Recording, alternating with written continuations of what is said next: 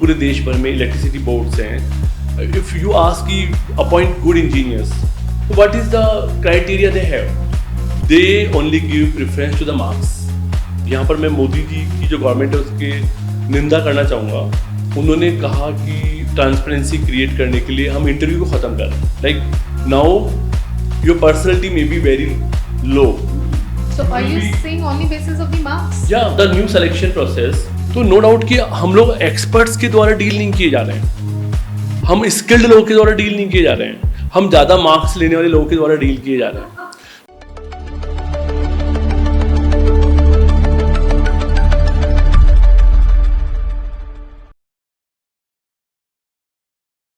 Namaste India, welcome to the EST show.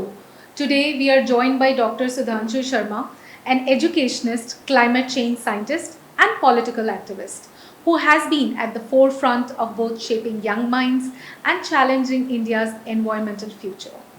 Let's dive into a conversation that questions whether our systems are truly serving the youth or are they just feeding the slogans. And I would also like to understand from Sir that are the Indian universities failing the youth today really? Having said that, Dr. Sudhanshu Sharma, welcome to the EST show. Thank you. It's a pleasure to host you on our show today. आपका इतना versatile experience है in academia and finally climate change activities, and you have also established your own political party. So before we dwell down into the question, sir, आपसे ही मैं आपकी journey के बारे में जानना चाहूँगी. Thank you very much Smriti ji for inviting me here in your show. This is really very interesting and I am pleased to be here. And like you are talking about my journey, I started my journey 1969 I born. I studied at Jaipur. I did my masters, I did my doctorate from MREC, now it is known as MNIT. I did my LLB from University of Rajasthan. Then I co-founded one educational organization in 1994 in the name of Gyan Vihar, and today Gyan Vihar is a university with NAC A+, a university who is ranked among NIRF universities, rank band 101 to 150. I also co-founded some CBSE schools. Apart from this, I added in my journey a political party in 2010, People's Green Party. We'll talk about this later. Simultaneously, my area of profession, like my education, was into climate, environment, and I did my PhD with help of the Wadia Institute of Himalayan Geology. So since beginning, like since 90s, I was into climate related issues. So I also co-founded a Center for Climate Change and Water Research in around 2012. So like since last 13 years, I'm also working as a researcher and activist for climate related issues. So this is overall thing. Wow, sir. So आपका इतना vast experience है, lot of in education sector, and I see that you are truly a change maker. आप एक university के co-founder हैं, आपने एक climate change organization भी establish की है, and plus a political party. तो ये तीन अलग बहुत ही diverse areas हैं, and it's appreciable कि आप इन तीनों को एक साथ लेके चलते हैं. मैं शुरू करूँगी कुछ एजुकेशन, हायर एजुकेशन से रिलेटेड क्वेश्चन से. सो द फर्स्ट क्वेश्चन, क्योंकि आप खुद एक यूनिवर्सिटी के को फाउंडर हैं, and when I go to the universities and visit the students as well, so there is a question that is coming in to mind that you have already cofounded and led a university, but let me ask you, are Indian universities today just producing leaders और just degree holders? क्या वाकई में हम leaders generate कर रहे हैं या सिर्फ डिग्री जनरेट करने के लिए हमारे पास यूनिवर्सिटीज़ हैं? Smriti, it's really a good question, and I have two kind of answers. Okay. First of all, we have to see India. the overall demography and the characteristic of India. We live many India within one India. Many Indias within one India, yes. Like you cannot found one India anywhere. Like there are different kind of India. So while you are talking about some like macro sample, I should say कि we are producing degrees. If I talk about macro level talks, because millions of the people they are registered as a student in the last 75 years. Like we have improved our literacy rate. It was almost zero at the time of the independence, and that time it was need of the day to introduce education among the society. So that was not bad that we invited people to come and study. Like the first challenge was related to the literacy. When no people was literate, like I talk you, I belongs to a society who is my founding society, Sahitya Sadavat Samiti, founded 1938. That time it was founded in Jaipur by my grandparents. So see, 1938 in Rajasthan, in Jaipur, there was no social welfare department, no education department, no literacy department, and there was no activity of these things until we got independence and merged into India. Like Jaipur was a princely state earlier, so there was no education system. So like we hail from that kind of poor country where no education, no literacy. So that time degree values. Like if we able to promote people to join schools and colleges in the last 5 7 decades, and they started coming, and like you remember it कि in the beginning of the independence notion था कि women should not join the school. क्या करेंगी school जाके college जा करके, तभी के लड़कों को जाने देते थे. Even very beginning there are few communities only who were allowed to go in the schools and colleges. Later on बात चलने लगी, थोड़ा डेमोक्रेसी इम्प्रूव हुई हमारी, और आज की डेट में आप देखेंगे कि most of the villagers also going to the schools and colleges. So यहाँ ठीक है कि सभी लोगों के लिए मेजरली ये चीज़ें डिग्री डिलीवरी जैसा सिस्टम बना हुआ है. But if you talk about the creation of the leaders, you cannot forget out of the 500 Fortune companies of the world, it is headed by many Indians, like 15 or 20 companies, CEOs are Indians.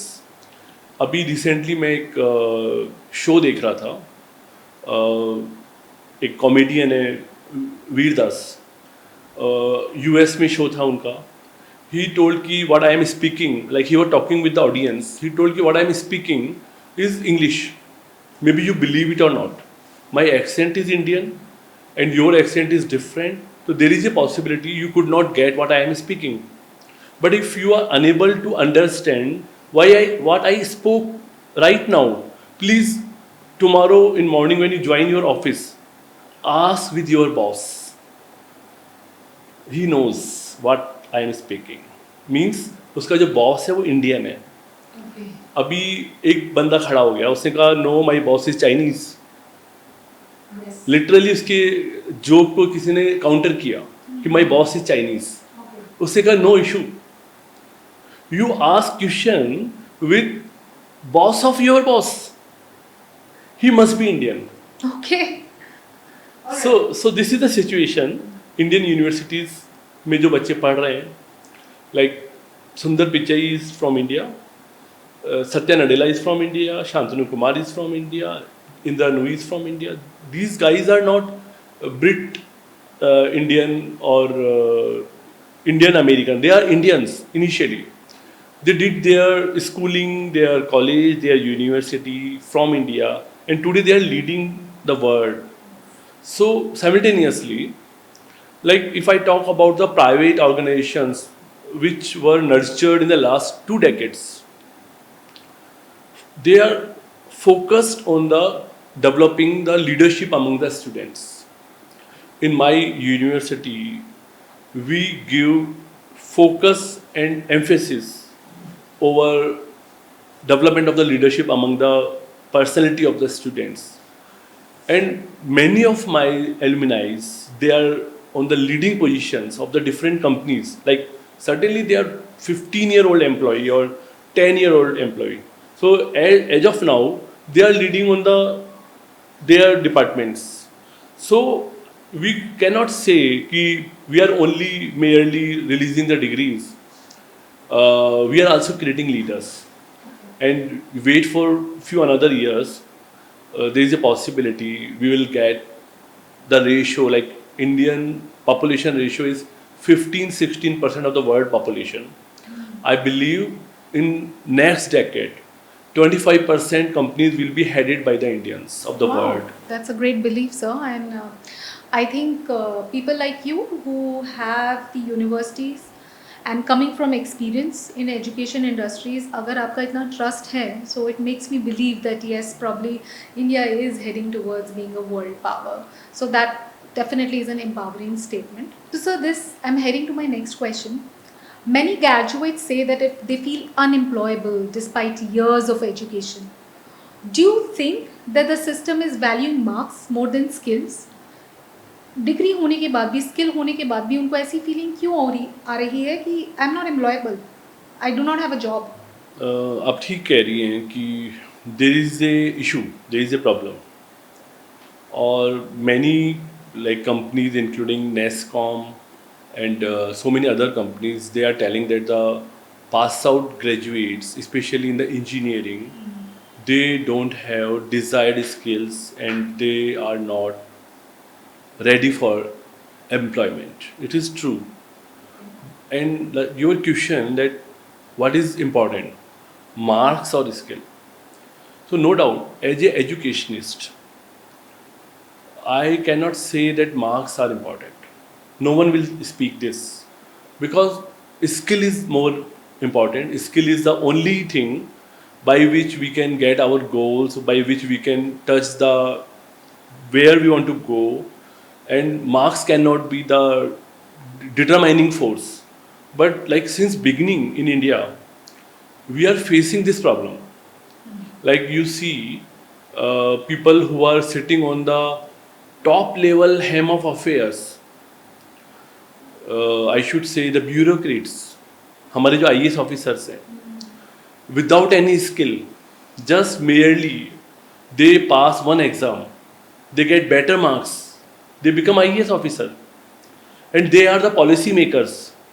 So like when you created a example, you set a sample, like don't learn a skill during your engineering, don't join the laboratory, don't go for a project, don't go for the internship. Better you prepare for UPSC. And at the end, they will ask you questions in an objective manner, 100 questions on general knowledge, on such informations which are already available on the books. Just go through with the informations, रट लो उनको. I don't know what we say रटना in English, I forget. Cram the things. हाँ, I believe कि अंग्रेजों ने शब्द बनाया भी नहीं, मुझे लगता है ऐसा. तो कह रहे रट लो उसको और वहाँ जाके ABCD में आंसर दे दो. Now you are topper. और पूरे इंडिया में उसका नाम फैल जाएगा कि UPSC topper X, UPSC topper Y, Z, और वो लोग हम पे रेन करने वाले हैं. वही लोग टेक्निकल सेक्रेटरी बनने वाले हैं, वही लोग हमारे एजुकेशन सेक्रेटरी बनने वाले हैं. तो जो मार्क्स करके बिना स्किल के हमारे टॉप मैनेजमेंट बन गए, जब आप उनसे कहते हैं कि RSCB, यहाँ पे इलेक्ट्रिसिटी बोर्ड है राजस्थान में, पूरे देश भर में इलेक्ट्रिसिटी बोर्ड्स हैं. इफ़ यू आस्क कि अपॉइंट गुड इंजीनियर्स, तो what is the criteria they have? They only give preference to the marks. Either like even अभी पिछले दिनों में तो इन लोगों ने इंटरव्यूज़ को भी ख़त्म कर दिया है, like in the name of the transparency. यहाँ पर मैं मोदी जी की जो गवर्नमेंट है उसके निंदा करना चाहूँगा उन्होंने कहा कि ट्रांसपेरेंसी क्रिएट करने के लिए हम इंटरव्यू को ख़त्म कर रहे हैं. Like now your personality may be very low. So are you saying only basis of the marks? Yeah, No interview. the new selection process कौन से एग्जाम के लिए in the sir? state examinations, Oh, all state examinations, they are talking ki we will recruit people on the basis of the marks. Like if you want to become a engineer in the electricity board, in the water works of the government of Rajasthan, you need not to face a interview. My God, that's a big claim. तो आप बोल रहे हैं कि आपको सरकारी engineer बनना है, you just go head give it good test और आपका इंटरव्यू नहीं होगा. So your personality is not being judged. Never it will be judged. आपने कौन सा प्रोजेक्ट किया है, आपने कौन से इंटर्नशिप्स किए हैं, आपका एक्सपोजर क्या है.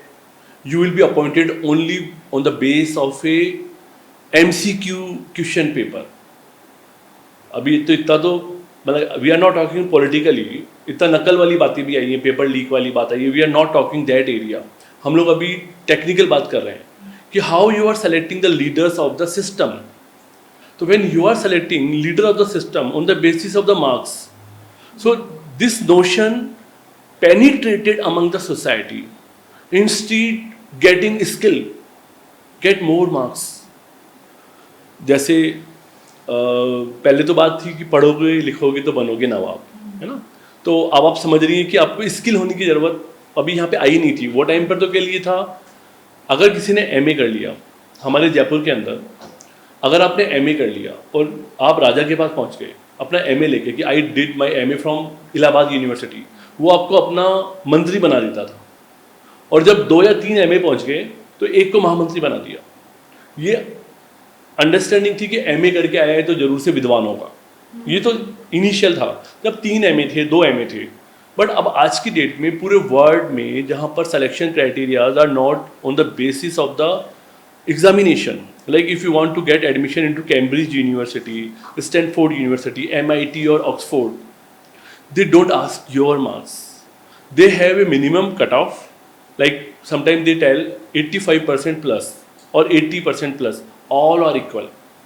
So now they have application 100 times more than the number they want, 80 plus or 85 plus. Now they evaluate on the basis of the skill, on your experience, your expertise, your internships, your projects, and then they decide ki how they can make a diversified pool of the learners. But in India, all examinations based, like if you talk about IIT, you may be eligible to become an engineer or not, but if you clear your MCQ examination, you will get into the IIT. Those who are very good, like recently I interacted with one student of my university. ये बच्चा अभी first year में उसने admission लिया है computer science में. आपको जानकर आश्चर्य होगा कि उसने बोला कि 10th के बाद because of the financial position of my parents I got understand कि मैं एक पब्लिक स्कूल में अगर पढ़ूंगा तो अपने पापा के पैसे वेस्ट करूंगा. आई रिक्वेस्टेड माय पेरेंट्स कि आप मेरा एडमिशन ओपन स्कूल में करा दो, and the money which you are going to spend on my education in a school, वो 2 लाख रुपया मुझे दे दो, मैं एक रोबोट बनाना चाहता हूँ कैश. और उसे रोबोट बनाया. So when he visited us with A robot and the information, the knowledge, the skills he learn in last 2 years, so certainly हम लोगों ने उसको ऑफर किया भाई तुरंत आ जा हमारे साथ में. अभी रिसेंटली एक कंपनी है यूनिट्री चाइना में जो अभी इस समय रोबोट बनाने में लीडर है. अभी उन्होंने एक डॉग रोबोट बनाया, अभी होमोनॉइड बना रहे हैं वो लोग. तो सेम जो मॉडल है उनके रोबोट का, ये लड़के ने 3 महीने में आफ्टर ज्वाइन माई यूनिवर्सिटी 3 महीने में उसके पैरेलल एक रोबोट बना लिया है. Like just going through with the YouTube videos of the Unitree how they are doing, and they are tutorials available. So without help of a teacher, without help of any other support, we are just pushing him, we are giving mentoring and material. So on the basis of that he is doing all these things. So he is most skilled person. What a BTech will do after 4 years of BTech, उन्हें कुछ पता ही नहीं होता है. तो ये बच्चा आप देखिएगा कि अपनी समझ से आगे आ रहा है. तो पॉइंट यही आ रहा है, आप सही कह रही हैं कि unless we are not giving skill, what dream we have about the India, about our society, हमारी गवर्नमेंट, हमारी पूरी जो हिंदुस्तान की जो भी पॉपुलेशन है उनका एक ड्रीम है और हमारे एक नोशन भी है कि हम पहले विश्व गुरु थे और हम फिर विश्व गुरु बनेंगे। somewhere it's down there psychologically हाँ, उनको everyone है, feel it कि everyone feels it हो सकता है हम पहले हों, क्योंकि देखिए अब बहुत ज़्यादा लिटरेचर तो अवेलेबल नहीं है, बट ऐसा लगता है कि अगर ब्रह्मगुप्त ने सच में अगर शून्य की खोज की थी, अगर दशमलव को हमने यहाँ पे डेसिमल को ईजाद किया है इंडिया के अंदर, और जो प्रिमिटिव हमारी साइंसेज हैं वो सर्टेनली जो ग्रीक या Roman advancement of the education है या अरेबियन जो एडवांसमेंट है उसकी वो सब फाउंडेशंस थी। तो नो डाउट कि वो एरा में हम लोग काफ़ी आगे आ चुके थे और हमारे लिटरेचर, हमारे रिसर्च, हमारी नॉलेज को आगे उन्होंने कैरी किया, क्योंकि हम लोग तो गुलामी में चले गए, कॉलोनाइज्ड हो गए, बट हमारा सारा कंटेंट वहाँ चला गया, उन लोगों ने यूज़ किया। इंडिया से पर्शिया गया, पर्शिया से अरब गया, अरब से यूरोप चला गया, और टुडे यूरोप और now the new Europe America is the world leader. So ये तो कह सकते हैं कि 2000 साल पहले हम विश्व गुरु रहे होंगे, लेकिन अगर आज हम विश्व गुरु बनने का सपना देखते हैं, वापस से हम कह रहे हैं भले कि दोबारा बनेंगे, ये बोल रहे हैं, नो इशू, अनलेस और अनटिल हम स्किल ओरिएंटेड लोगों को जन्म नहीं देंगे, अनलेस और अनटिल हमारे टॉप मैनेजमेंट में, क्योंकि आपको समझना पड़ेगा पब्लिक को गवर्नमेंट से एक फील आ रहा होता है। मैंने आपको बताया कि आईआईटी का एग्ज़ाम स्किल से नहीं होता, आईआईएम का एग्ज़ाम स्किल से नहीं होता, यूपीएससी का स्किल से कोई रिलेशन नहीं है। तो जब आप अपने मेजर लीडरशिप को मार्क्स के दम पर पैदा करना चाहते हो तो स्किल तो हमारे पॉलिसी मेकर्स ने साइडलाइन कर दिया। जब उन्होंने साइडलाइन कर दिया तो थोड़े से लोग बचे हैं जो स्किल के ऊपर काम कर रहे हैं। अनलेस और अनटिल हम लोग इस पर काम नहीं करेंगे, हम रिसर्च नहीं कर सकते, हम इनोवेट नहीं कर सकते, हम नई दुनिया नहीं बना सकते, हम वर्ल्ड लीडर ऑर्डर के अंदर ऊपर नहीं आ सकते। तो अगर हमें ऊपर आना है तो हमें स्किल पे काम करना पड़ेगा, instead on the marks. Minimum marks should be there everywhere, we should have some, I think जैसे बोलते हैं बेसिक थ्रेशोल्ड, वो आपका निकलना हाँ, चाहिए। थ्रेशोल्ड कीजिए 75%। जैसे मान लीजिएगा जी का है एक रूल है कि जी मेन में 75% मार्क्स होंगे तभी एडवांस देंगे, वेरी गुड, आप उसको 80 कर दीजिए। लेकिन अब 80 के बाद के जो लोग हैं, आप उनके स्किल सेट को देखिए, उनके माइंड सेट को देखिए, उनके लर्निंग एप्टीट्यूड को देखिए, उनकी कैरेक्टरिस्टिक को देखिए, उनकी वैल्यूज़ को देखिए, व्हाट आर देयर वैल्यूज़। तभी तो प्रॉब्लम सारी होती हैं। लोग कह रहे होते हैं कि इंडिया इतना इन्वेस्ट कर रहा होता है and then after we are facing brain drain, क्योंकि अल्टीमेटली उनका जो एम है वो डिफरेंट एम है।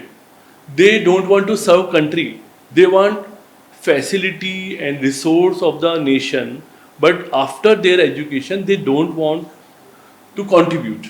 और जब ब्यूरोक्रेसी की बात करते हैं तो पूरे इंडिया में करप्शन की इतनी बातचीत है, और मैंने लोगों से सुना है, 1-to-1 बातचीत की है कि why you want to be a administrator in India, like state administration में क्यों जाना चाहते हो, सेंट्रल एडमिनिस्ट्रेशन में क्यों जाना चाहते हो। वो लोग कह रहे हैं कि जितना इसमें अर्निंग है उतना कहीं भी नहीं है। तो कोचिंग में अगर आपको वो सिखा रहे हैं, कोचिंग में सिखा रहे हैं कि ज़्यादा पढ़ो, ज़्यादा नंबर लेकर आओ, ज़्यादा टॉप पोजीशन पर आओगे, जो अंडर टेबल अर्निंग है वो इतनी ज़्यादा होने वाली है, enormous, no one can imagine. तो आपका मोटो क्या है? राइट, सो ठीक है, I got your point sir and understand where we are heading. मुझे इससे एक चीज़ तो क्लियरली समझ में आ रही है जो हमने कहा है, जब हम लीडरशिप की बात करते हैं और लीडर जो होता है पूरी, बोलते हैं ना, एक पूरा ट्री चेंज होता है नीचे से जाके। तो लीडर बनने के लिए कहीं ना कहीं मार्क्स से ज़्यादा स्किल्स की रिक्वायरमेंट है। That is what is coming out of the conversation. क्योंकि अगर हम रैट रेस की बात कर रहे हैं या फिर किसी को एक पर्टिकुलर नंबर ही लाने हैं, डिग्री भी लाने हैं, तो वो फॉलो हो सकता है क्योंकि वो एक प्रोसेस है, एक प्रक्रिया है। लेकिन जब हम एक लीडर की बात करते हैं तो उसको क्रिएट करना है, और जहाँ हमें क्रिएट करना है, क्रिएशन करना है, वहाँ पे स्किल बहुत ज़रूरी हो जाती है। So for change makers like you, I just hope कि वो स्किल्स यूनिवर्सिटीज़ में ज़्यादा प्रेफरेंस दी जाए रादर देन मार्क्स को ज़्यादा वैल्यू देने के लिए। मुझे नहीं पता कि ये कितना कारगर हो पाएगा, लेकिन that's where I think India needs to take up the next step if they want to be a Vishwa Guru. नहीं, जैसे ग्रेजुअली जो न्यू चैलेंजेस आ रहे हैं, uh, like AI is coming, everything will be based on the machine learning. So here we can understand. Question is related and it says कि are the universities really prepared, क्योंकि आज जो हमारे text books में syllabus है, I am not very well versed कि फिलहाल universities में क्या सिलेबस है, but coming from an IT background we know कि वर्ल्ड बहुत जल्दी चेंज हो रहा है. So are we even equipped with the need of the hour? Are the universities teaching generative AI, sustainability, or stuck in outdated textbooks and the syllabus that was followed? तो universities का क्या protocol है जब इतनी fast with in 3 महीने के अंदर चीज़ें बदल रही हैं? Are you universities even equipped for that? I believe कि जो मैंने पहली लाइन बोली थी वो यहाँ काम में आएगी. आई टोल्ड यू कि there are many Indias in one India. Here this will work. Like not all institutions, especially institutions who are run by the government system, they have a tough system of changing the curriculum. Like if you talk about any government university, state university especially, so they have a process, and normally they do after 10 years the change in the curriculum. And the professors who are working with these organizations, for their leisure, they never want to enter into a new curriculum. If they enter into a new curriculum, they have to deliver, and they don't skilled for that. If today you talk about an engineer who did his engineering in 2004, and now you talk कि आप machine learning पढ़ाओ, तो that time it was not existed. So how the faculty who did his masters in 2004, he can serve machine learning to his current students in 2025? So like you are telling, it is impossible. They have to start from the stretch. The professors, they have to start from the stretch, but they have security of the job. If they don't do it, no one can compel them to do it.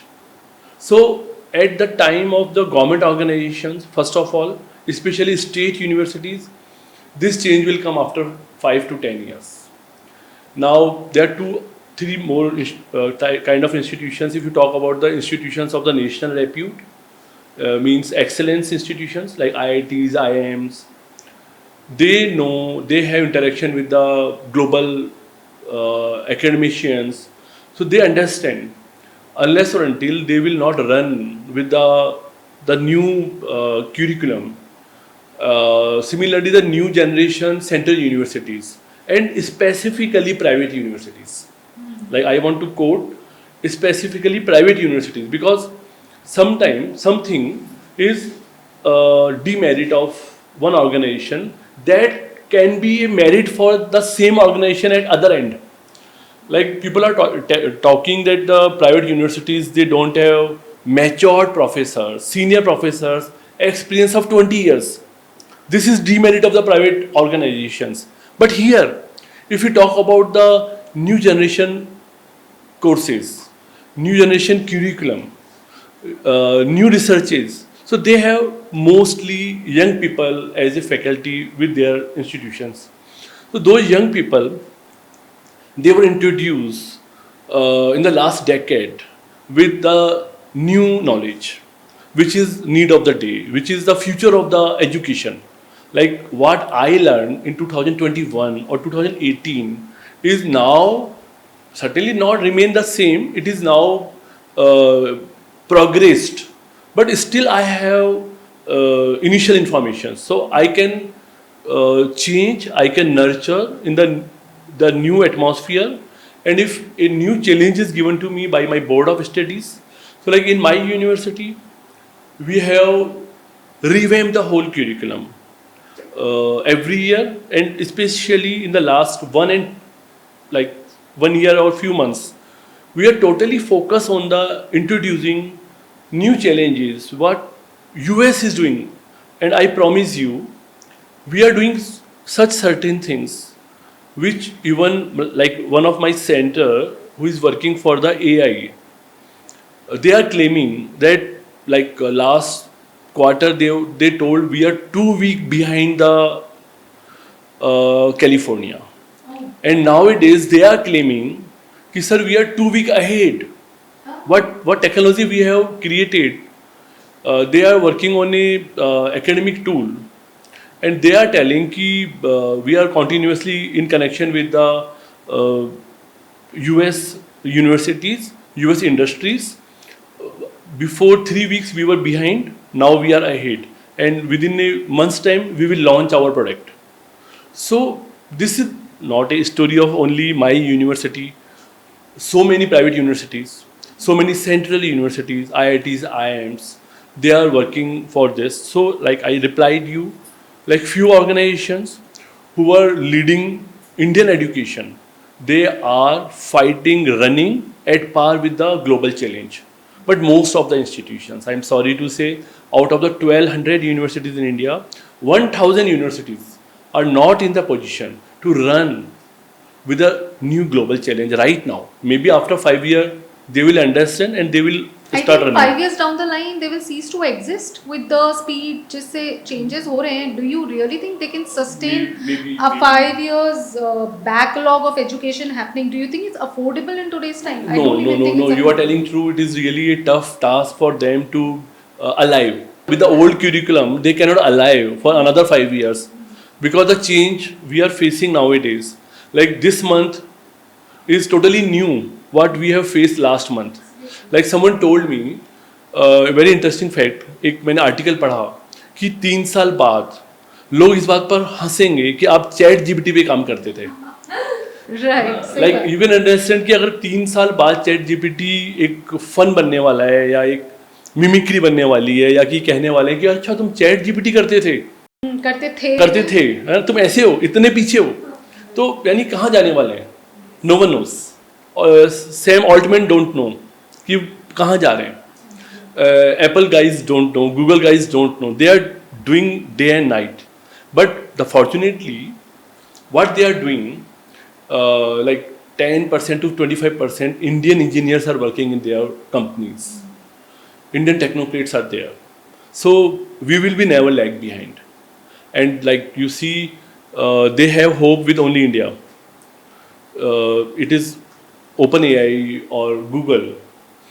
They are talking that we required manpower, human resource in 2030 from India only, because we have one advantage, that is of English. Other advantage, our interest into technology. Then the diligence, the labor, the hard work of those guys who are getting these opportunities. So as a nation, as a society, India will never go back. We will run fast along with the other leaders of the world. But certainly another India, I hope which is existing with us, they will face the challenge and the loss. I would say that we have to get back to our roots. और अपनी नए roots बनाने के लिए it's like पुरानी जड़ों को जाना ही पड़ता है. There is no solution for that. I think that's the law of the nature. That's how it's suppose to work. Either you change to thrive और you cease to exist. So sir, thank you for so much information on the knowledge about the universities और अभी क्या चल रहा है. थोड़ा सा मैं मूव करूँगी. आपका जो बहुत ही अच्छा काम आप क्लाइमेट चेंज की तरफ कर रहे हैं, and you have really been a change maker. अब मैं इंडिया के ग्लोबल पर्सपेक्टिव से इसमें बात करना चाहूँगी कि we know that climate change is an issue. It's a very real issue. लेकिन ग्लोबली जो डिस्कस हो रहा है, let me be very blunt in asking, is it really being discussed as an issue, or it's just an hoax, I would say, right? It's just being discussed on global platforms. बहुत सारी environmental summits होती हैं जहाँ पे where India talks about the climate change situation. So is it just a talk, or is there anything real happening on this? You talk about growth or you talk about sustainability. और मैं थोड़ा सा पीछे अगर जाऊँगा, may be 2 lakh year before, may be 1 lakh year before, तो like हमारे पास में ऐसा कुछ नहीं था जिसको हम ग्रोथ बोलते थे. Like we are homo sapiens and we were never aware about the growth. हम लोग नोमेडिक थे, हम लोग शिकारी थे, फूड गैदरर थे, हंटिंग करते थे, फूड गैदरिंग करते थे, और हम जितने लोगों को मारते थे उतने और पैदा हो जाते थे. तो एक सस्टेनेबिलिटी वाला सिस्टम था. But the moment we innovate agriculture, maybe 15,000 years before or maybe 10,000 years before, when agriculture innovated by the Homo sapien, we started settling at one place, and from there all these problems came. Like sustainability का जो issue है, climate change का जो issue है, वो 10,000 साल पहले नहीं था. जब हम इकट्ठे हुए एक जगह रहने लगे तो हमें इश्यूज आने लगे कि we required more land to live. तो now this is the issue कि वी रिक्वायर्ड प्लेन लैंड, तो अभी पेड़ काटने पड़ेंगे. तो हमने पहली बार पेड़ों को काटना शुरू किया. अब कल तक हम पेड़ से केवल फल लेते थे, पत्ते लेते थे. अभी हमने उसको अपने लिए घर बनाने के लिए काटना शुरू किया. अभी हुआ कि हमें पानी चाहिए, तो हमने रिवर का जो नॉर्मल फ्लो है उसको ब्रेक करके अपनी तरफ टर्न कर लिया कि हमें यहाँ चाहिए पानी. तो यहाँ पर जैसे जैसे हम ग्रो कर रहे हैं, we are becoming the threat to our sustainability, and we are the generators of the climate change. Like the climate change, sometimes कुछ लोग कह रहे होते हैं कि it is not man made. Even इसको जो support करते हैं growth को, वो कह रहे हैं कि it is not man made. Like most of the CO2 is come from the जो समुद्र, जो धूप के अंदर जो पानी उड़ता है उससे CO2 पैदा होती है. 90% of CO2 is because of the ocean water, जो सन की लाइट गर्मी से वो वाष्पित हो जाती है. And only we are creating 10%. But see ये 90% तो पहले भी था. एक रबड़ होता है, रबड़ को जब आप खींचते हैं एक पर्टिकुलर लिमिट तक, लाइक रबड़ बैंड आपने यूज़ किया होगा, एक लिमिट तक आप उसको खींच लीजिएगा, बट एक लिमिट जैसे ख़त्म होगी टूट जाएगा. तो पूरे अर्थ ने अपना सिस्टम बनाया. तो जो लोग कह रहे हैं कि कार्बन का जो प्रोड्यूस है वो because of major produce is from the ocean water, तो यू अंडरस्टैंड कि वो 90% है, तो मे बी अर्थ 95% तक बियर कर सकती है. बट आप अगर 10% कर रहे हो, आपने उस लिमिट को क्रॉस कर दिया.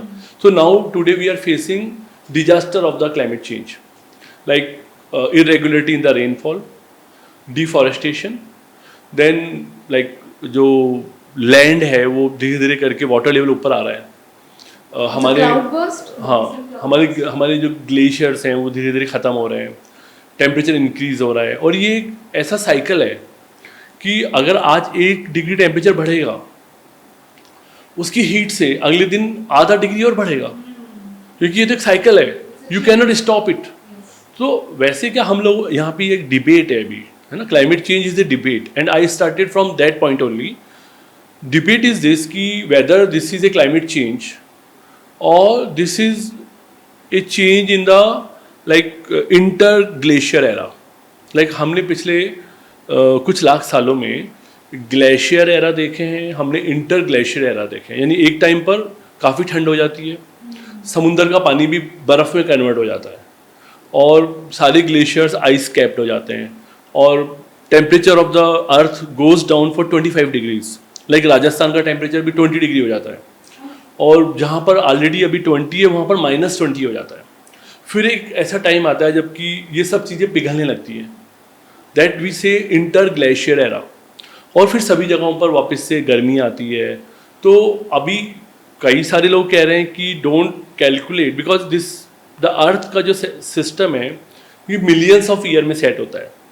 सो विद इन 10,000 ईयर क्या ह्यूमन इतना बड़ा चेंज कर सकता है कि टेम्परेचर को इंक्रीज कर देगा इस बड़े सिस्टम के अंदर?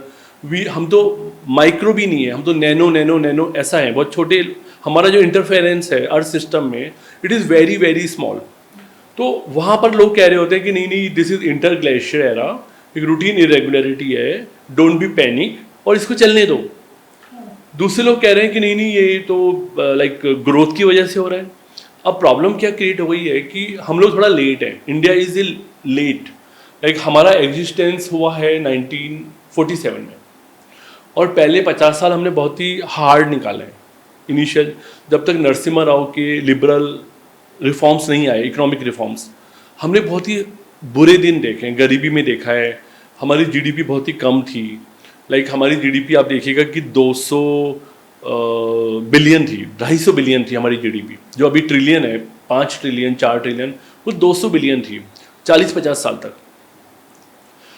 अब क्या हुआ कि वही टाइम पर यूरोप ग्रो कर रहा था, यूरोप ने ग्रो कर लिया, यूरोप ने रिसोर्स पैदा कर लिए, यूरोप ने अपना पूरा सेटअप कर लिया, फिर अमेरिका ने किया, और उसके बाद में east world, China, Japan, Taiwan, Korea, इन्होंने भी कर लिया। Now they are talking about the climate change कि भाई अब क्लाइमेट चेंज आने लग गया तो सब बंद करो, और वो कह रहे हैं कि हम अपना 10% कम कर रहे हैं, तुम अपना 10% कम करो। तो अब इशू यहाँ पर ही आ रहा है, I am a climate change activist, don't consider कि मैं कोई उसके अगेंस्ट बोल रहा हूँ, मैं भी पूरा बैकग्राउंड बताते हुए आना चाहता हूँ। तो नाउ दे आर टॉकिंग कि तुम क्लाइमेट को ख़राब कर रहे हो, इंडिया वाले लोग क्लाइमेट ख़राब कर रहे हो, इसको रिड्यूस करो। और वो ऐसा कह रहे हैं कि हम अपना 10 रिड्यूस कर देंगे, अपना यूटिलाइजेशन, तुम अपना यूटिलाइजेशन 10% कम करो।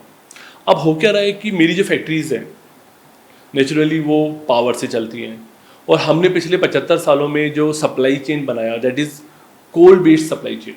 जो हमारी एनर्जी है उसका मेजर सोर्स हमने सीखा अंग्रेजों से कि कोल के थ्रू करो। हम लोग रिन्यूएबल एनर्जी नहीं जानते थे, और हमारी उस समय पर ज़रूरत भी नहीं थी, तो हमने कोल से बना लिया। अब वो कह रहे हैं कि तुम 10% कम कर दो, तो हमारी प्रोडक्शन 10% कम हो जाएगा। Now they are not producing, like Europe कुछ प्रोड्यूस ही नहीं करता, उसने तो चाइना इंडिया को कहा तुम प्रोड्यूस करो, तो वो लोग उतना पॉल्यूशन नहीं कर रहे जितना हम लोग कर रहे हैं। तो नो डाउट कि एक बड़ा थ्रेट है, स्पेशली इंडिया के ऊपर, चाइना के ऊपर, एशियन कंट्रीज़ पर, पूरे वर्ल्ड का एक फिंगर है कि you people are creating problem और risk on climate change, you are responsible for the climate change. This is one end. Now the other end, हमें देखिए ग्रोथ तो करनी होगी, हमें अपने लोगों को इक्वलिटी देनी है, तो हमें थोड़ा सा फाइनेंशियल ग्रो करना ज़रूरी है, क्योंकि हमारे जब बात आई थी one India and many India, अनेकता में एकता, तो गरीब लोग भी हैं, जॉबलेस लोग भी हैं, अब जॉब क्रिएट करने हैं, तो अब नेचुरली वहाँ हमें इंडस्ट्री की ज़रूरत है, वरना जॉब कहाँ से आएंगे। और जब आप इंडस्ट्री पैदा करते हैं तो उससे पॉल्यूशन पैदा होता है, उससे ऐसे एफ्लुएंट्स पैदा होते हैं जो हमारे क्लाइमेट को इफ़ेक्ट कर रहे हैं, उससे हमारा जो वाटर सिस्टम है वो फेल करता है, उससे एनर्जी की नीड्स इंक्रीज़ हो रही है, और हम फिर बाद में नॉन ग्रीन एनर्जी को यूज़ कर रहे हैं।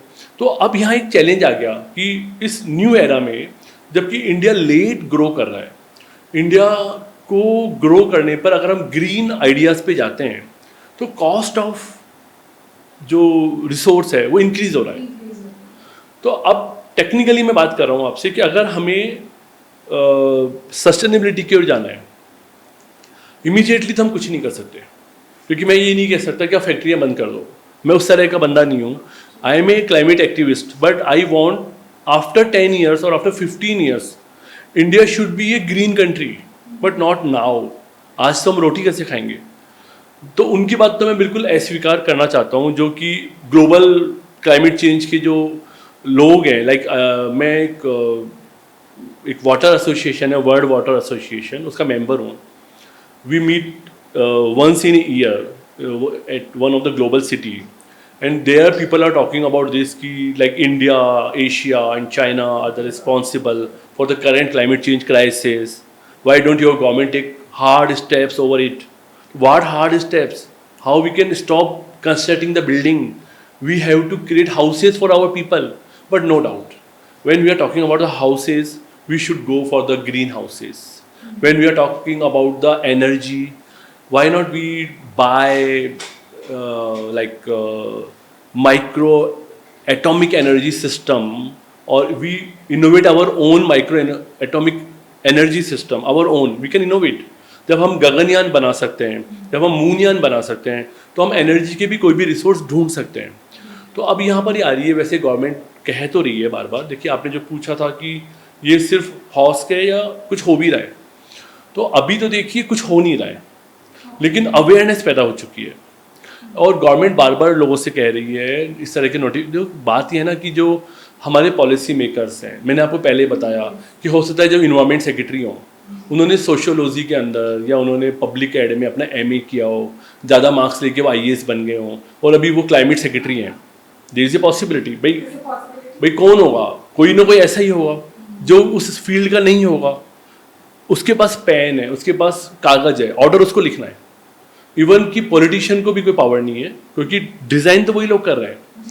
तो नो डाउट कि हम लोग एक्सपर्ट्स के द्वारा डील नहीं किए जा रहे हैं, हम स्किल्ड लोगों के द्वारा डील नहीं किए जा रहे हैं, हम ज़्यादा मार्क्स लेने वाले लोगों के द्वारा डील किए जा रहे हैं। तो ऐसे सिचुएशन में थोड़ा सा पेस स्लो है, थोड़ा लर्न करते हैं कि this idea is not good, बाद में बदलते हैं, नया आइडिया, फिर नया आइडिया, फिर नया आइडिया।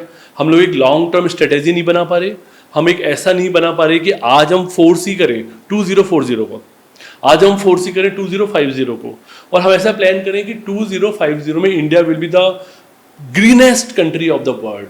तो क्या हम ये कह रहे हैं कि हमारे पास विजनरीज की कमी है? Yes yes yes, that's a big statement कि हम अपने लीडर्स के लिए या फिर पॉलिसी मेकर्स के लिए कह रहे हैं कि this a lack of vision, जहाँ से विजन आना चाहिए, because you are making the India of the tomorrow. yes, I say what I tell, I mean it.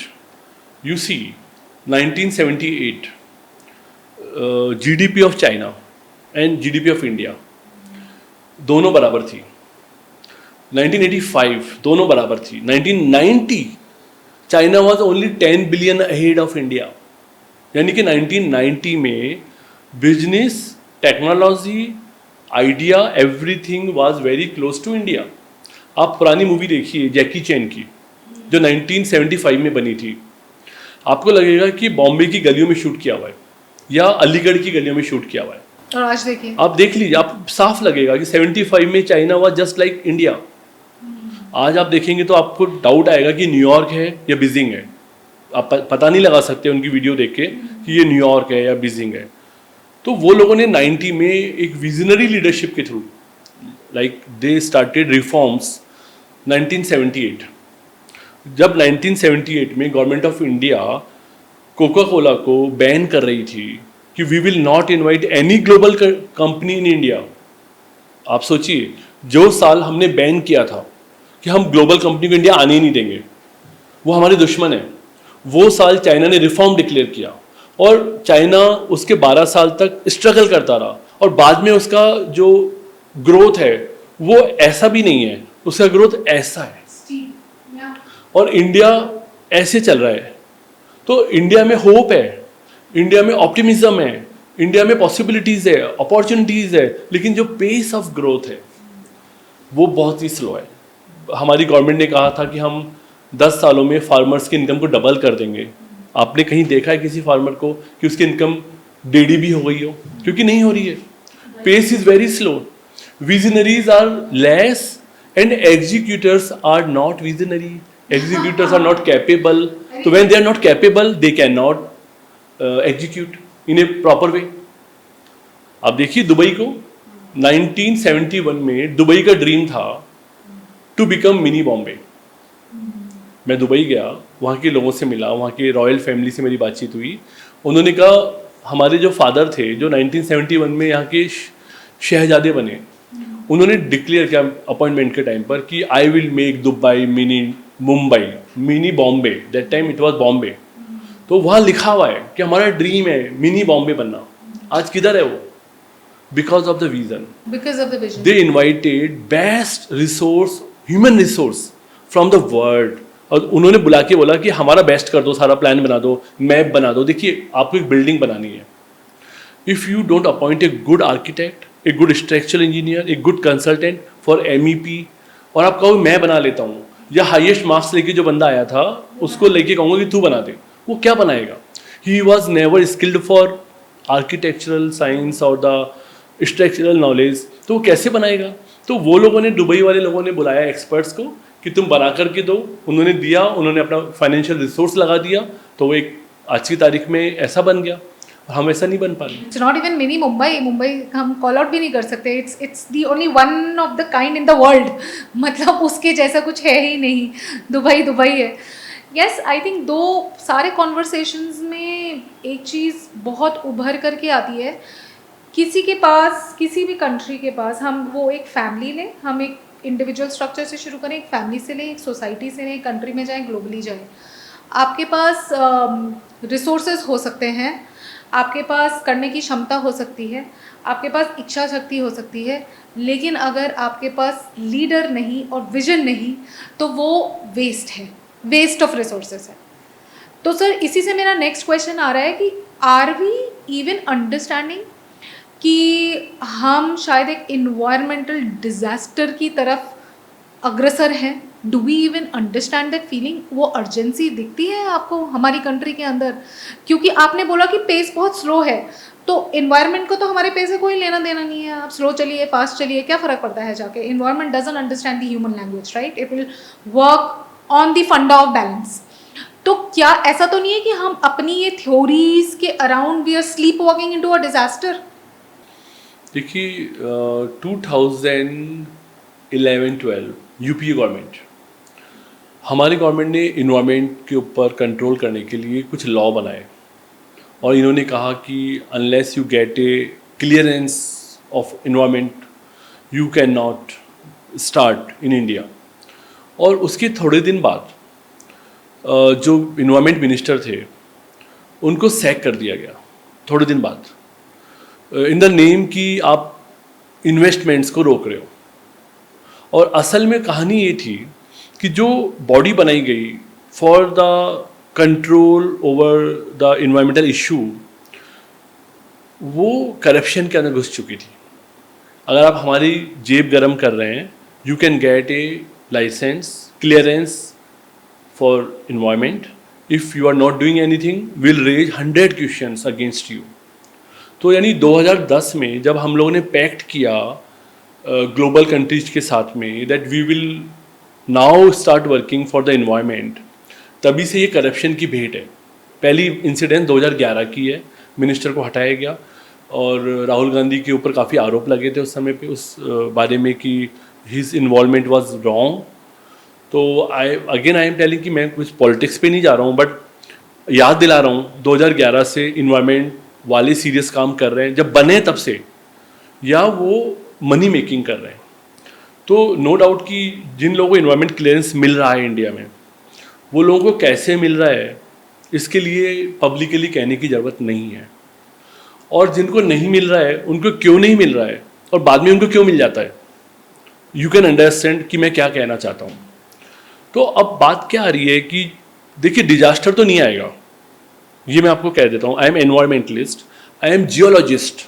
First of all I am a geologist. Geology means earth science, तो originally I am a geologist. As I told you कि धरती के ऊपर जो बदलाव आते हैं ये मिलियंस ऑफ द ईयर्स में आते हैं। एक आजकल रील चल रही है इंस्टाग्राम पर कि sometime later Madagascar and the eastern Africa वहाँ से टूट करके इंडिया में आके टच करने वाला है। इसका वीडियो आता है, एनिमेटेड वीडियो आता है कि ये इधर आकर के टच करेंगे, कोलैप्स करेंगे, and western Ghat like Mumbai, Goa, Calicut, ये वाला एवरेस्ट से भी बड़ा पहाड़ बन जाएगा ये एरिया। क्योंकि इंडियन प्लेट जो इंडिया है ये भी एशियन प्लेट से ऐसे टच हुआ था। हम लोग बेसिकली अंटार्कटिका के साथ थे, साउथ पोल पर। और वो टच करने के बाद वो हिमालय हाँ, हम वहाँ से, इसको बोलते हैं प्लेट टेक्टोनिक्स, हम वहाँ से बहते बहते इधर आए और इधर आके एशियन प्लेट से टक्कर खा गए।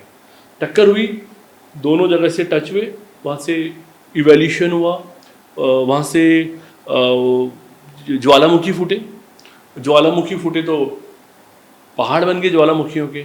उनके बनने से जो है वो बहुत हाइट थी तो वहाँ पे ठंडक हो गई, वहाँ बर्फ़ आ गई तो नदियाँ बन गई।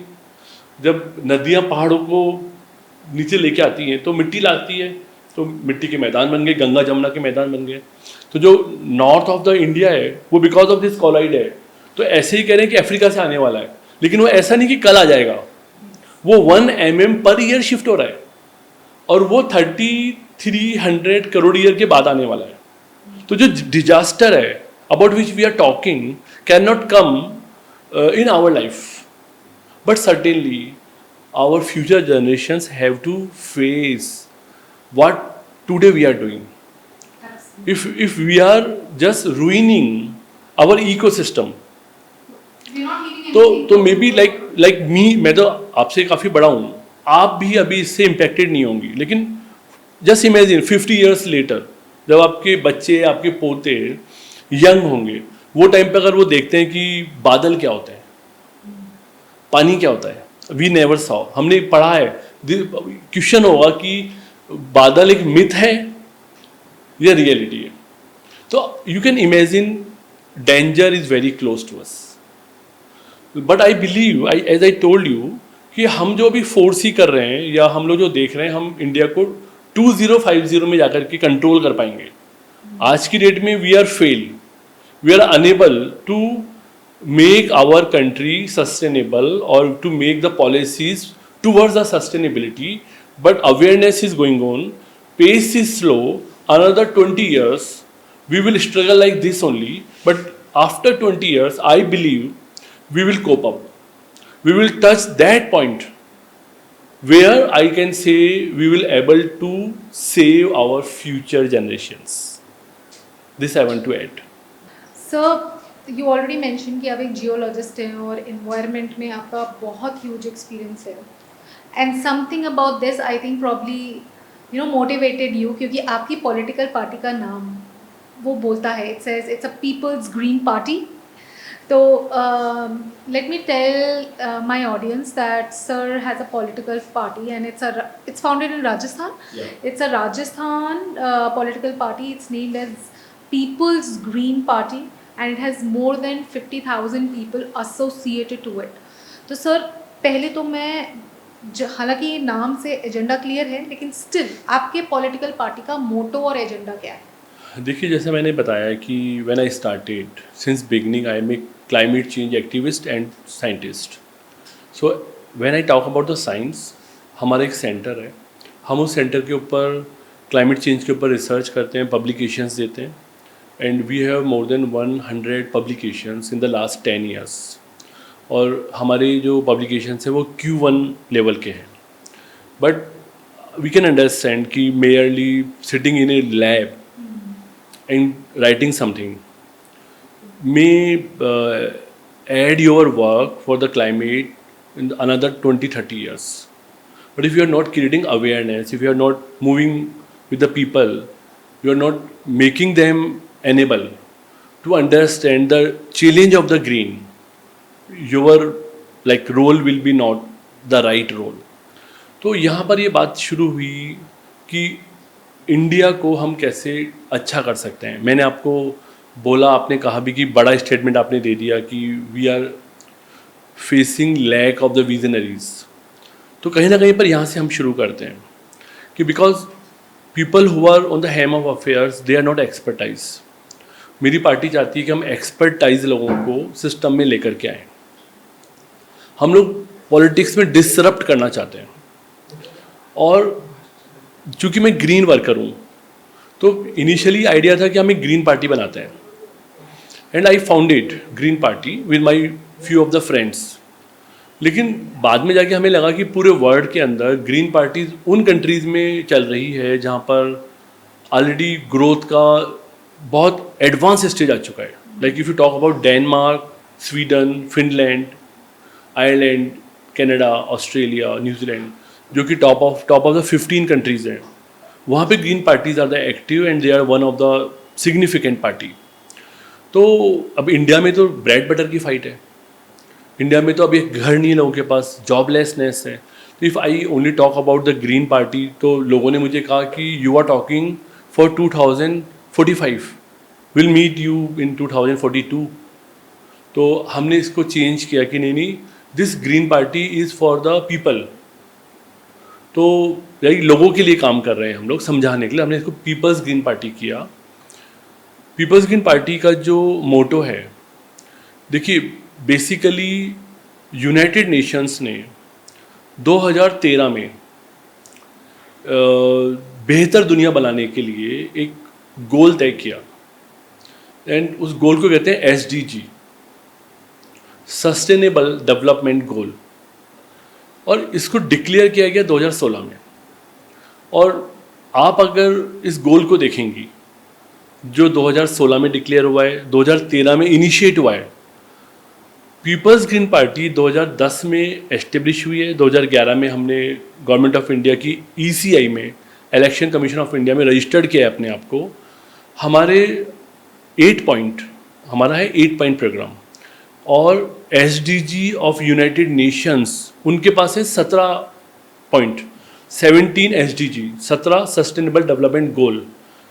मेरे 8 पॉइंट और 17 गोल आर टोटली सेम, एक भी डिफरेंस नहीं है। हाँ, डिफरेंस अगर है तो इतना सा है कि उनके गोल्स में ओशनोग्राफी पर भी उनका एक गोल है, how to make better ocean, because I am working in Rajasthan, so I did not included ocean क्योंकि मेरे पास ओशन नहीं है। सिमिलरली उन्होंने ग्लेशियर पे भी किया है, तो मेरे पास ग्लेशियर नहीं है।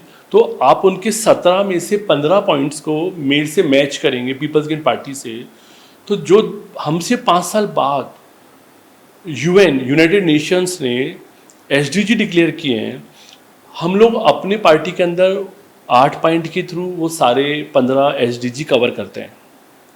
यानी कि फ्यूचर ऑफ द वर्ल्ड जो यूनाइटेड नेशंस की 200 कंट्रीज ने मिलकर तय किया, वो पीपल्स गेन पार्टी के फाउंडर्स ने, पीपल्स गेन पार्टी के लोगों ने मिलकर के 2010 और 11 में एक साल में हमने R&D करके कि कैसे वर्ल्ड को बेटर बनाया जा सकता है, हमने एक एजेंडा बनाया और वो एजेंडा हमने रजिस्टर्ड किया एज ए पॉलिटिकल पार्टी। तो यहाँ पर जैसे एक बड़ा एजेंडा होता है equality, when you talk about green और the sustainability, one which is very important thing is the equality. So we believe in the equality, like पहली बात तो जेंडर इक्वेलिटी की बात है, everywhere women should get 50% opportunity everywhere. So like I told you, हम disrupt करने की बात कर रहे हैं। If we will get power, हम लोग पहले ही दिन ऑर्डर करने वाले हैं कि for everything role of women will be 50%, like it is a ministry, it is the like our part of MLAs और the future leaders or any government job or any opportunity, 50% opportunity will be given to the woman. Like I am not talking about this ki which caste, which creed, I am talking about the gender. तो like equality की हम यहाँ बात कर रहे हैं। Then democracy की बात है, like more strengthened democracy is one goal of the SDG. People's Green Party is the only party in India जो डेमोक्रेटिकली चलती है। लाइक हम लोग शुरू से अगेंस्ट थे फैमिली रन पार्टीज़ के, जो कि इंडिया में आपने देखा most of the parties are family run party.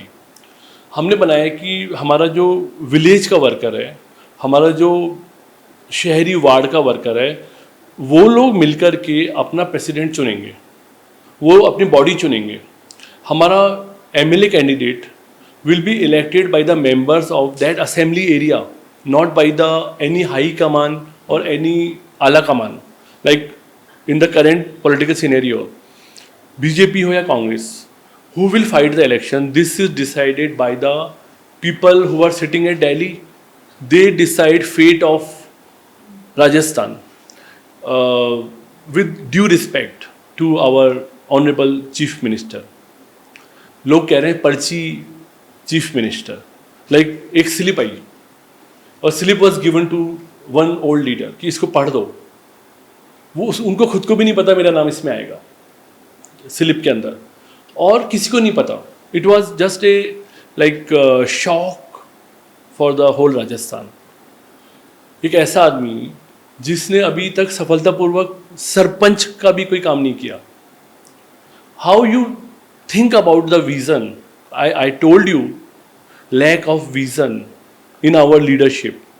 A person who was never thinking, like अभी मैं आपको ऐसा कोई काम दे दूँ कि आप मैम कल मैं आपको एक जहाज दे रहा हूँ, आप इस जहाज को चला करके अमेरिका ले जाओ। आप इधर पॉडकास्ट करती हो, आप उधर एक्सचेंजर में काम करती हो, you are a IT engineer, you are a like social activist by doing ETS show. अभी मैं आपको कहूँ कि जहाज चलाओ, नॉट योर एरिया, तो how could you run that ship? Bhajan Lal ji what doing in office of BJP, so he was like known to the senior officials of the BJP। उनको था कि एक ऐसा आदमी लगाना है जो हमारे पपेट की तरह काम करे। उनकी पर्ची खुल गई। तो अब बात ये आ रही कि डेमोक्रेसी की तरह है। किसी ने क्लेम किया था, क्या लोगों ने इलेक्ट किया था? आपने पब्लिकली देखा है, इसका वीडियो है। Chief minister will be the leader of the majority party. Majority party will decide on the basis of the majority who will be the leader. But there is a slip declared by the central command. In People's Green Party, there is no central command. People from the ground, like US, there is no high command. Like Trump, a good person or a bad person. हम इस पे नहीं जा रहे हैं. But Trump को election किसी high command ने नहीं दिया. ट्रंप को प्राइमरीज के अंदर जाना पड़ा. लाइक यूएस के अंदर every state they have primaries. Primary means ground level worker. Like 10 people came कि हम लोग प्रेसिडेंट बनना चाहते हैं.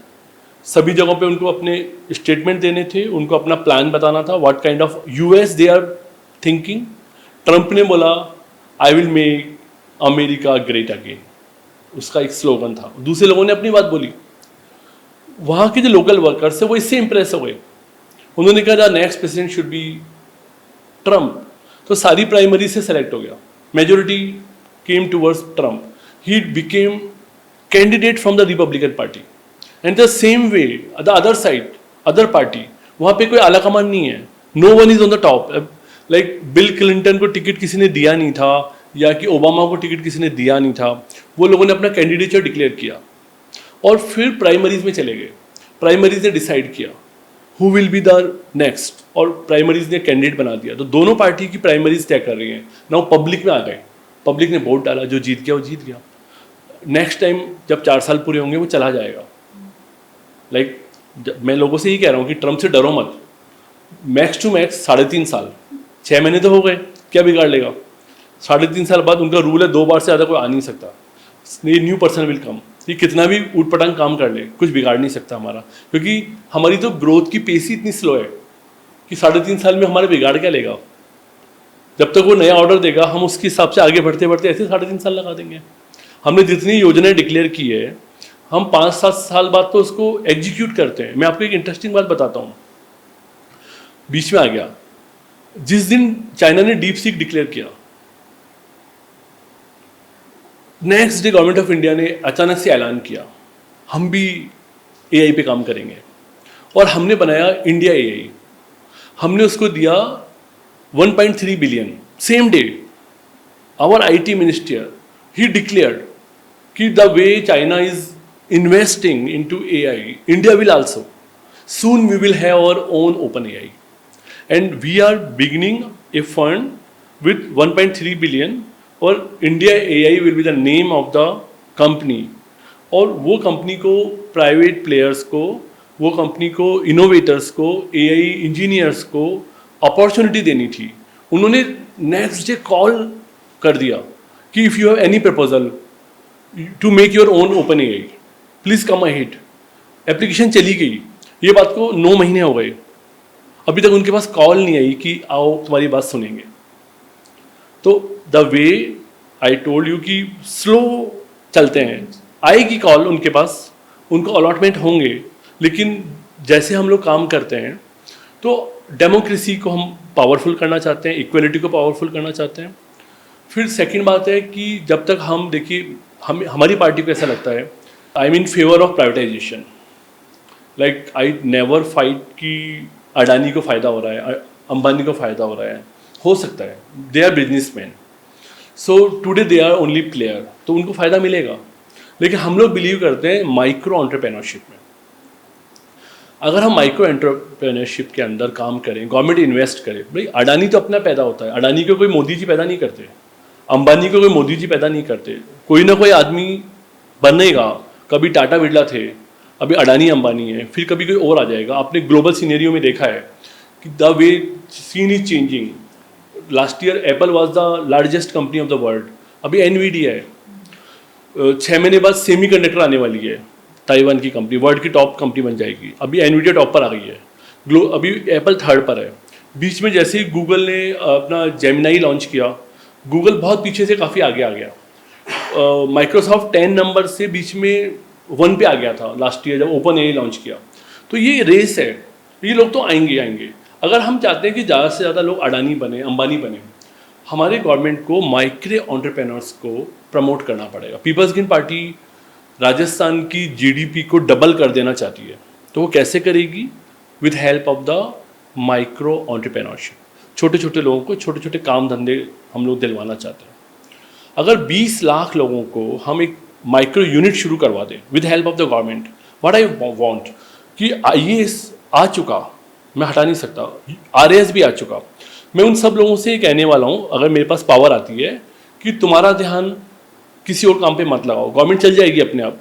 अभी आपने ऑटोमेशन की बात की है, ऑटोमेशन को ऐसा बनाया जा सकता है जहाँ पे गवर्नमेंट को किसी तरह के डिसीजन की ज़रूरत ही ना हो। गवर्नमेंट का तो जब एक आदमी डिसीजन लेगा तो करप्शन होगा, क्योंकि वहाँ पर क्या होगा कि वो लोग प्रिविलेज कस्टमर्स को आगे ले आएंगे। अगर ये मैन मेड होगा, लोग उसमें इन्वॉल्व होंगे, हमें उसको ना केवल फेसलेस करना है बल्कि उसके अंदर से ऐसी सारे पॉइंट्स को हटाना है जहाँ पे डिस्क्रिपेंसीज हट जाएं। तो डेली रूटीन का admin we don't required much RAS and IAS। अगर वो हमारे साथ एज ए ग्रोथ इंजन काम करें, अगर मैं हर विलेज के अंदर 100 लोगों को आइडेंटिफाई करूं, एक तहसील के अंदर मैं 5000 लोगों को आइडेंटिफाई करूं और बोलूं उस RAS को कि you focus on the growth of these 5000 people. अपने कागजों के थ्रू दादागिरी मत करो सिस्टम पर, इनको ग्रो करो, इनकी फैक्ट्रीज को चलाओ। तुम्हारा जो CR होगा that will be considered through that micro entrepreneurship promotion. अगर वो प्रोड्यूस करेंगे तो मेरा GDP बढ़ेगा, वो GDP बढ़ेगा, मेरा रेवेन्यू बढ़ेगा, मेरा रेवेन्यू बढ़ेगा, I will have extra money for the growth, for the development. Current scenario में देखिए हमारा एक बड़ा इंपॉर्टेंट चीज़ है, वो है economic equality. The one point is economic equality. I told you about the equality and democracy. This is another point, economic equality.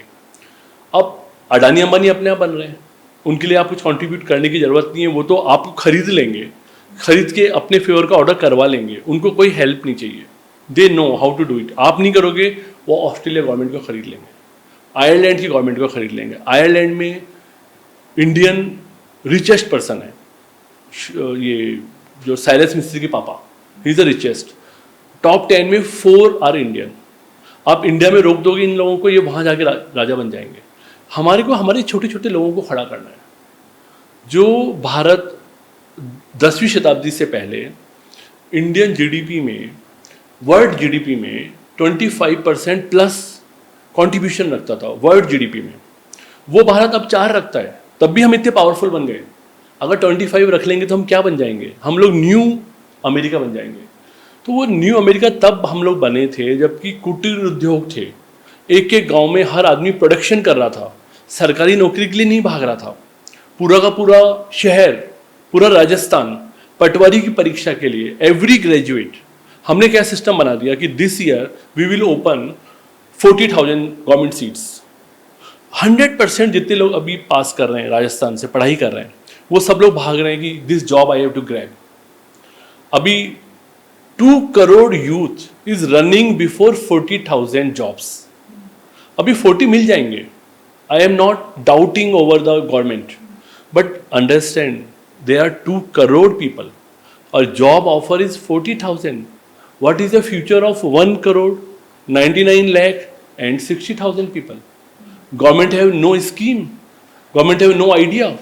You can ask with the Bhajan Lal ji और अशोक गहलोत जी और वसुंधरा राजे जी in your podcast कि जो लोग आपके employment system में, government employment system में enter नहीं कर पा रहे हैं, उनका क्या होगा? जो लोग एंटर करके फेल कर जा रहे हैं, उनका क्या होगा? आप तो 1000 में से एक को लेते हो। What is about 999? इंडिया तो उनसे बनता है। अगर आपने 999 को छोड़ दिया तो इंडिया कैसे ग्रो करेगा? Peoples green party will focus on those 999। Great sir, I wish you all the best. आपका बहुत ही अच्छा विजन है for Rajasthan and gradually I hope it's goes to India as well.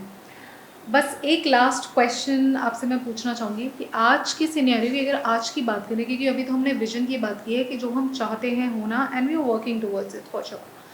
आज की सिनेरियो की बात करें तो जो पॉलिटिक्स है, जितना हमें समझ में आता है वो कास्ट के बेसिस पे चलती है, रिलीजन के बेसिस पे चलती है, वोट पॉलिटिक्स चलती है। आप इसको कैसे काउंटर करेंगे?